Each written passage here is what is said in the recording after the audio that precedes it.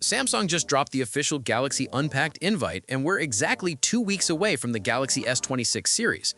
But here's the thing, we don't need to wait.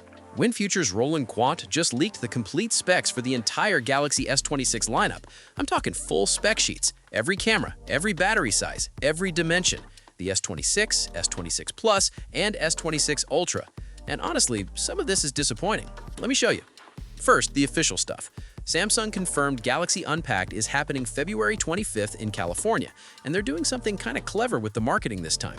One of Samsung Mobile's X posts isn't just a regular post, it doubles as an alert registration system. You literally just hit the like button and boom, you're enrolled for exclusive updates and sneak peeks leading up to Unpacked. No typing, no forms, just a like. Once you tap it, you get a confirmation that you're in, and Samsung will send you first-to-know alerts to keep you ahead of the curve. Samsung's pushing hard on Galaxy AI, making everyday life easier with what they're calling agentic AI in the S26 series. More on that in 2 weeks. But let's get to the leaks, because this is where it gets real. Starting with the base Galaxy S26, here's what we're looking at. 6.3-inch dynamic AMOLED display with 2340 by 1080 resolution and 120 Hz refresh rate. That's up from 6.2 inches on the S25, so slight bump there. Samsung Exynos 2600 processor, at least in Europe. No Snapdragon for the base model.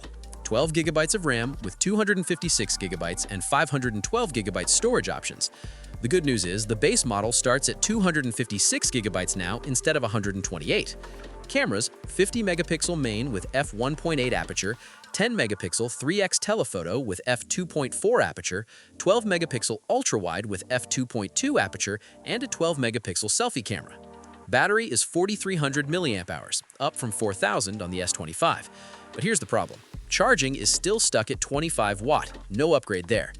It's running Android 16 with One UI 8.5, has Corning Gorilla Glass armor protection, IP68 water resistance, Wi-Fi 7, Bluetooth 5.4, and weighs just 167 grams.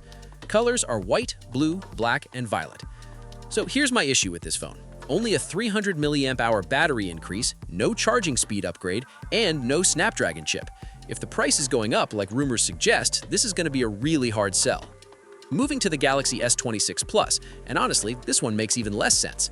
6.7-inch dynamic AMOLED display with 3120 by 1440 resolution and 120 Hz, same as the S25 Plus. Exynos 2600 processor again, 12 GB RAM, 256 and 512 GB storage. Same exact camera setup as the base S26, 50 megapixel main with f1.8, 10 megapixel 3x telephoto with f2.4, 12 megapixel ultrawide with f2.2, and 12 megapixel selfie camera. Battery, still 4,900 mAh, no increase from the S25 Plus. Charging is 45 watt, at least better than the base model. Dimensions and weight, 158.4 by 75.8 by 7.3 millimeters and 190 grams. Literally unchanged from last year. Same colors, white, blue, black, and violet. So let me get this straight. The battery didn't grow, the cameras didn't change, the RAM didn't increase, the weight and thickness stayed the same. It's like Samsung threw this phone together at the last minute after the Galaxy S25 Edge flopped. There's almost no reason for this phone to exist. Alright, now the S26 Ultra. This is where things get better, but still not revolutionary. 6.9-inch dynamic AMOLED display with 3120 by 1440 resolution and 120 Hz, same size as before. Qualcomm Snapdragon SE8 Gen 5 processor, the best chip available, and it's going worldwide. 12 or 16 GB RAM options. Storage goes 256, 512, or 1 TB. Now the cameras, this is where Samsung actually upgraded things. 200 megapixel main camera with f1.4 aperture, that's a jump from f1.7 on the S25 Ultra, significant for low light. 50 megapixel periscope telephoto with 5x optical zoom and f2.8 aperture, improved from f3.4. 50 megapixel ultrawide with f1.9 aperture, 12 megapixel telephoto with 3x optical zoom, and 12 megapixel selfie camera. Battery is 5,000 mAh. Wait, that's the same as the S25 Ultra, no increase, but charging jumps from 50 watt to 60 watt, which is actually a nice upgrade. Here's what did improve though, weight and thickness. It's down to 214 grams from 218 grams and 7.9 millimeters thick instead of 8.2, so it's lighter and thinner while keeping the same battery size. Same connectivity, Wi-Fi 7, Bluetooth 5.4, 5G, USB-C, IP68 rating. Colors are white, blue, black, and violet. So, is the S26 Ultra enough to convince you to upgrade from the S25 Ultra? Probably not based on specs alone. Better cameras with wider apertures? Yes. Faster charging? Yes. Lighter and thinner? Yes. But the battery didn't grow, and these are incremental improvements at best. This is where Samsung's betting on the privacy display feature to move the needle.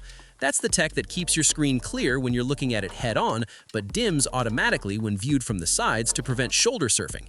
If Samsung can nail that feature and actually make it useful in real-world scenarios, it could be a differentiator. But hardware-wise, this is refinement, not revolution. And if those price increase rumors are true, Samsung's going to have a tough time justifying these upgrades. So there you have it, full specs for the Galaxy S26, S26 Plus, and S26 Ultra.